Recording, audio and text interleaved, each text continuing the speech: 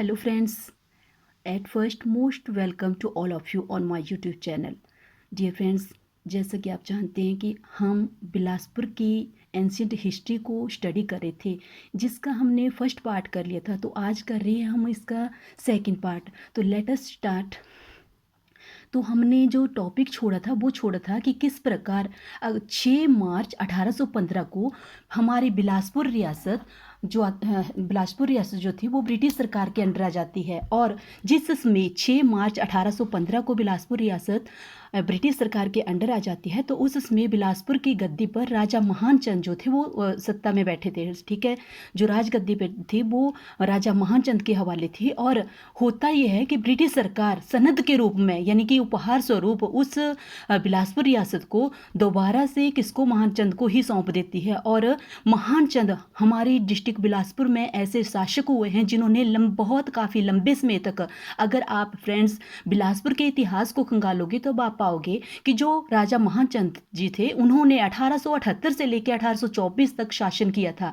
ठीक है, ये आपसे क्वेश्चन पूछा जा सकता है कि बिलासपुर के इतिहास में ऐसा कौन सा शासक हुआ है जिसने बहुत लंबी अवधि तक शासन किया है, तब आपका आंसर आएगा राजा महानचंद।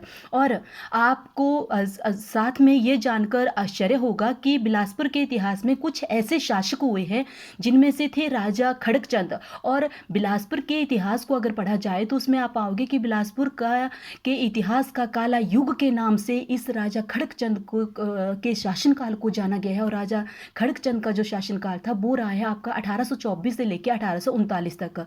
और ये जो खड़गचंद थे, इनके कार्यकाल को क्यों काला युग के नाम से जाना जाता है फ्रेंड्स? इस राजा ने क्या किया था कि जो लोगों से, जो आम जनता से कर वसूलगी का जो नियम था उसको चेंज कर दिया था। यानी कि जो कर वसूली ली जाती थी उसने कर का भाग जो था बहुत ज़्यादा बढ़ा दिया था, जिसके कारण आम पब्लिक जो थी वो इससे बहुत ज़्यादा त्रास थी। और इसके कार्यकाल में कोई भी ऐसा डेवलपमेंट का काम जो है हमारे डिस्ट्रिक्ट बिलासपुर में नहीं हुआ है। और ये जो राजा खड़गचंद थे, इनको ऐसा माना जाता है कि इनकी निसंतान मृत्यु हो गई थी। कब हुई थी? 1839 में हुई थी। ऐसा कहा गया है कि ये बिलासपुर से किसी काम के कारण अपने शिमला गए हुए थे और शिमला से वापस आते समय इनको दिल का दौरा पड़ने से इनकी मृत्यु हो जाती है। और जब राजा खड़गचंद की, जो कि बिल्कुल निसंतान थे, उनकी जब मृत्यु हो जाती है तो उनके बाद बिलासपुर में राजगद्दी के लिए बहुत ज़्यादा संघर्ष छिड़ जाता है और मियाँ जंगी जो है वो बिलासपुर के शासक बन जाते हैं। अब अगर कुछ लंबे समय की बात की जाए तो दौर चलता है अब 1857 का।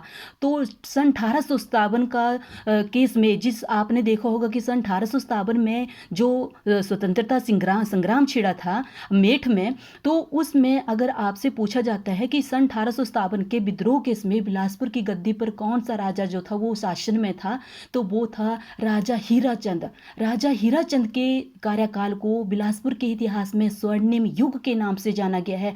और राजा जो हीराचंद थे, इनके कार्यकाल को 1862 से लेकर 1882 तक का जो पीरियड रहा है, इसको स्वर्णिम युग के नाम से जाना जाता है। आपने देखा होगा कि आपके जिला बिलासपुर में के जो जिगात खाना है और स्वार घाट टैंक जो हैं, इन सब का निर्माण जो करवाया गया था 1854 ईस्वी में, किसके द्वारा करवाया गया था? राजा हीराचंद के द्वारा करवाया गया था। और राजा हीराचंद ही ऐसे शासक थे जिन्होंने अनेकों भू राजस्व संबंधी सुधार जो थे वो करवाए थे। और बात की जाए अगर 1863 की, तो 1863 में राजा हीराचंद ने ही 6 तहसीलों का निर्माण किया था। और उनमें से एक बिलासपुर थी और एक पंजगाई थी और एक फतेहपुर तथा त्यूण और सुनानी तथा बरछेटू, ये 6 तहसीलों का निर्माण करवाया था। और ऐसा माना जाता है कि मोहल्ली नामक स्थान पर 1882 ईस्वी में इनकी मृत्यु हो जाती है। अब और इसके बाद हीराचंद की मृत्यु जब हो जाती है तो उसका जो बेटा होता है वो होता है राजा अमरचंद।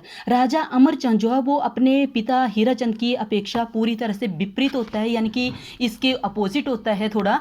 वो क्या करता है कि जनता के ऊपर कर का जो 1/3 भाग जो था कर के रूप में पब्लिक से वसूला जाता था, उसकी क्वांटिटी जो वो और ज़्यादा बढ़ा देता है, जिसके कारण क्या होता है कि जो गेडमी के पंडित होते हैं वो क्या करते हैं, उस कर का सरेआम विरोध करते हैं। और आपने देखा होगा कि बिलासपुर के इतिहास में एक बहुत बड़ा एक तरह से बोल सकते हैं निर्मम आंदोलन हुआ है, जिसका नाम था जुग्गा आंदोलन। जुग्गा आंदोलन जो हुआ था वो गेडमी के पंडितों ने किया था। इसमें मैं डियर फ्रेंड्स क्या किया हुआ था कि जो गेडमी के पंडित थे उन्होंने अपने आप को झोंपड़ियों, घास फूस की झोंपड़ियों के अंदर बाहर से आग लगा ली थी और अपना आत्मदाह कर लिया था, क्योंकि वो राजा के कर से इतने ज़्यादा दुखी हो गए थे। क्यों? क्योंकि जो आम पब्लिक यदि राजा के द्वारा दिए हुए कर का विरोध करती थी तो क्या करता था, राजा ने उनकी जितने भी जो राजा के कर्मचारी थे वो उनके जमीन के सारे कागजात को जब्त कर लेते थे। और इसी के ऑब्जेक्शन में, इसी के विरोध में ये जुग्गा आंदोलन हुआ था, जो कि 1883 ईस्वी में हुआ था। आपसे पूछा जा सकता है कि किस स्थान पर हुआ था, तो आपका आंसर आएगा कहलूर रियासत में हुआ था। गेडमी के पंडितों ने इसमें आत्मदाह कर लिया था। और अगर बात कीजिए राजा अनंत चंद के कार्यों की, तो उन्होंने पहले मैंने बताया आपको कि जो राजा विजय चंद हुए थे उन्होंने क्या किया था, उन्होंने उर्दू भाषा को प्रयोग, जो भी आपके जितने भी रेवेन्यू से संबंधित कार्य थे उनमें उर्दू भाषा को कंपलसरी कर दिया था। जैसे ही राजा अमरचंद गद्दी पे बैठते हैं तो उन्होंने फिर से वो सारे के सारे कार्य देवनागरी लिपि में करवाने शुरू कर दिए थे। अगर बात की जाए आपके घुमारवीं और बिलासपुर उपमंडलों की, तो इनका जो निर्माण करवाया गया है वो 1885 ईस्वी में किसके द्वारा करवाया गया, राजा अमरचंद के द्वारा करवाया गया है।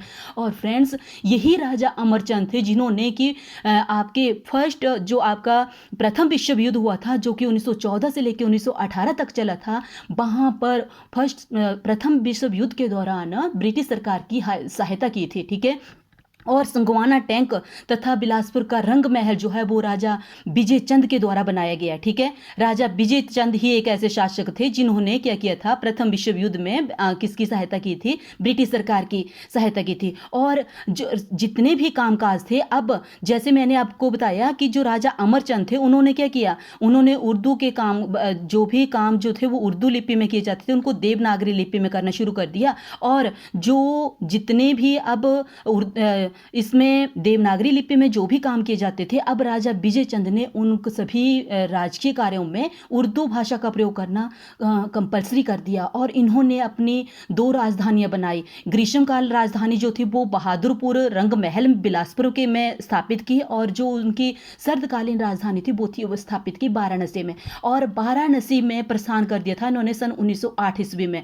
और प्रथम विश्व युद्ध में अंग्रेजों की सहायता करने के कारण इनको विक्टोरिया क्रॉस और जॉर्ज क्रॉस के द्वारा, यानी कि जॉर्ज क्रॉस देकर ब्रिटिश सरकार के द्वारा इनको सम्मानित किया गया था। और अगर बात की जाए आपके घुमारवीं और बिलासपुर डाकघरों की, तो 1910 में विजय चंद जी के द्वारा घुमारवीं और बिलासपुर डाकघरों की स्थापना की गई थी। और इनकी जो मृत्यु हुई है वो हुई थी सन 1931 में वाराणसी में।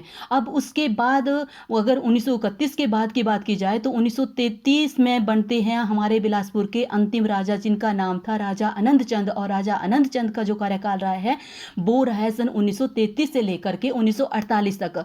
क्योंकि फ्रेंड्स 1948 में हमारे बिलासपुर को सी श्रेणी का में शामिल कर लिया गया था। और आपको पता होगा कि अगर बिलासपुर की बात की जाए तो बिलासपुर में जो राजा अनंत चंद जी थे उन्होंने क्या कर दिया था, उन्होंने वहाँ पे जब हिमाचल में बिलासपुर का विलय लगा था उन्हें, तो उन्होंने हिमाचल में विलय होने से मना कर दिया था। इसका कारण क्या था, क्योंकि जो राजा अनंत चंद थे वो बिलासपुर को एक स्वतंत्र रियासत के रूप में बनाए रखना चाहते थे, और वो ये नहीं चाहते थे कि हमारा बिलासपुर जो हो वो किसी और अन्य किसी भी शासन के अधीन आए। तो उन्होंने अपने आप को, अपना जो समर्पण किया था अपने आप को, वो किया था 1 जुलाई 1954 को। और 1 जुलाई 1954 की अगर बात की जाए तो हमारा जो बिलासपुर था वो हिमाचल प्रदेश